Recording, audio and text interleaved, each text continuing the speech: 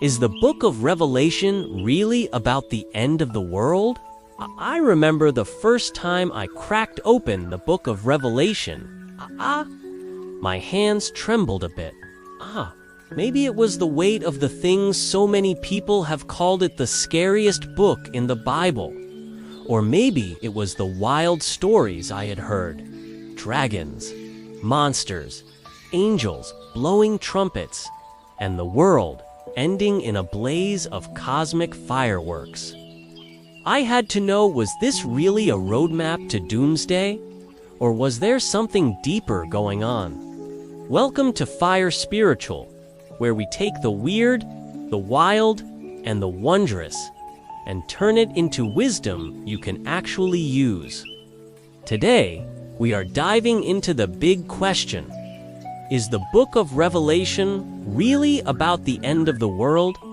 Now, if you have ever lain awake at night wondering if a seven-headed beast is going to crawl out of the sea and interrupt your Netflix binge, you are not alone. The book of Revelation has kept people up for centuries. Some folks read it and see a crystal-clear prophecy of the apocalypse. Others, like my Aunt Mabel, see it as a code for everything from the rise of social media to the price of avocados. But what if Revelation is not just about the end, but about a new beginning, both for the world and for you? Let me take you back to a night when I was about 16. I had just watched a documentary about the end times. It was full of fiery skies and ominous warnings. That night, I had the weirdest dream. Giant locusts with human faces were chasing me through a city made of glass. I woke up in a cold sweat, convinced the world was ending. But as I grew older, I started to wonder, was Revelation really about monsters and mayhem? Or was it trying to tell me something about my own journey? So, let us talk about the book of Revelation. The traditional view is that it is a prophecia, kind of cosmic spoiler alert for the end of days. You have got the four horsemen, the beast, the whore of Babylon, and enough plagues to make even the most seasoned germaphobe nervous. For centuries, people have tried to match these symbols to real-world events. Every time something big happens, wars, earthquakes, bad hair days, someone somewhere says, "This is it. Revelation is coming true." But here is where it gets interesting. What if Revelation is not just a play-by-play for the end of the world? What if it is a spiritual map for transformation, a guide to the apocalypse within? I stumbled onto this idea thanks to a rather eccentric friend of mine named Morg. Morg was the sort of person who could quote both the Bible and Alistair Crowley in the same breath. One rainy afternoon, we sat in a coffee shop, steam curling up from our mugs, and Morg leaned in, eyes sparkling. "You know," he said, "Revelation is not just about the end. It is about the unveiling." The word apocalypse literally means to reveal. That hit me like a thunderbolt. What if all those monsters and cosmic battles were not about the world outside, but the world inside? Maybe the beast is not your neighbor's cat, but your own fears and doubts. Maybe the New Jerusalem is not a city in the clouds, but a new way of living right here and now. This idea is not just some new age fluff. Mystics and occultists have been saying it for centuries.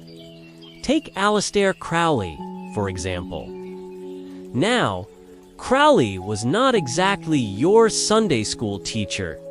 He was more like that uncle who shows up at family dinners with a deck of tarot cards and a twinkle in his eye. But he saw Revelation as a symbolic guide to inner transformation. The death of the old self he said, is the real apocalypse. When you let go of your baggage, your fears, your old ways of thinking, you make space for something new to be born. Think about it. Every time you have faced a big change, a breakup, a move, a new job, it probably felt like your world was ending. But what came after? Growth, renewal, a fresh start. Revelation is not just about doom and gloom. It is about the painful but necessary process of letting go, so something better can take its place. Now, do not get me wrong, the imagery in Revelation is wild. I mean, who comes up with a seven-headed dragon? But that is the point. The symbols are meant to shake us up, to get us thinking. They are like the plot twists in your favorite TV show, shocking, confusing, but ultimately leading to a deeper truth. Here is another twist. Some scholars believe Revelation was written during a time of intense persecution. The early Christians were facing real danger. The book's coded language was a way to give hope, to say, hang in there. The bad guys will not win forever.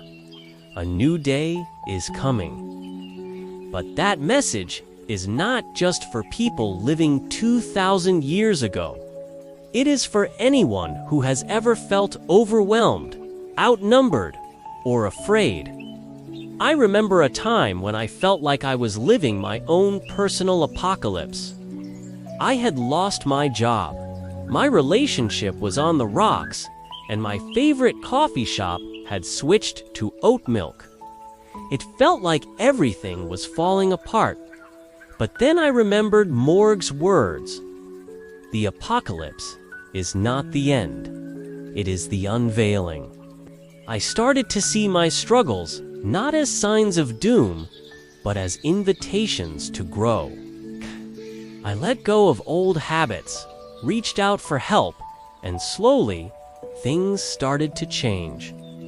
My world did not end, it transformed. So, what does all this mean for you?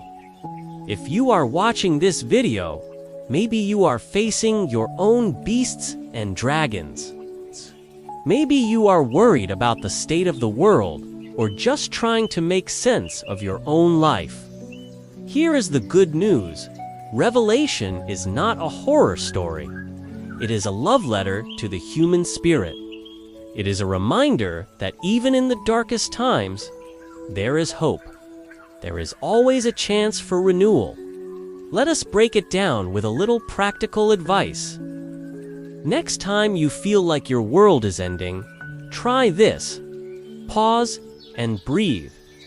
Remember, every ending is also a beginning.